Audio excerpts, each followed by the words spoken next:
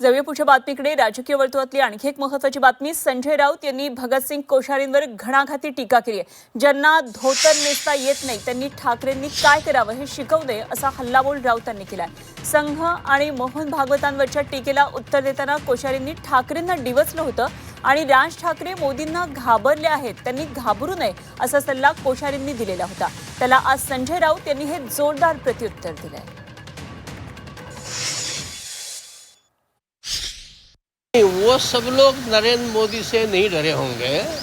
मैं राज का बहुत सम्मान करता हूँ, लेकिन मुझे लगता है वो ज़्यादा ही नरेंद्र मोदी से डर गए। उनका डरना नहीं चाहिए, उनको मोदी जी के निकट जाना चाहिए। और मोदी जी के लिए सारी प्रजा बराबर है। जैसे राम जी के लिए सब बराबर थे, ऐसे उनके लिए भी सब बराबर हैं। वो मुंबई में मेरे छोटे भाई हैं और अच्छे कड़क नेता हैं।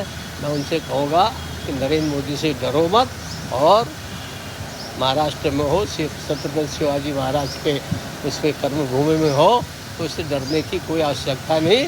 डरना हो तो गलत काम से डरो। अरे त्याला नीट धोतर नेसता येत नाही रे, तो काय आम्हाला अक्कल शिकवतो? हा, त्याला नीट धोतर नेसता येत नाही स्वतःचं। बघा ना तुम्ही त्याच्या समोर, बघा तुम्ही त्याला एकदा, त्याचं धोतर कसं असतं ते। जो स्वतः धोतर नीट नेसू शकत नाही तो ठाकरेंना सांगतोय आम्हाला मोदीला घाबरू नका। मोदीला कोण घाबरत आहे? काल राहुल गांधींनी सांगितलं ना, डोळ्यात डोळे घालून बोलण्याची हिंमत नाही नरेंद्र मोदीच्या आणि अमित शहाच्या। गांधींचं भाषण सुरू असताना प्रधानमंत्री आणि अमित शहाने पार्लमेंटमधून पलायन केलं, ते आम्हाला सांगतात भीती।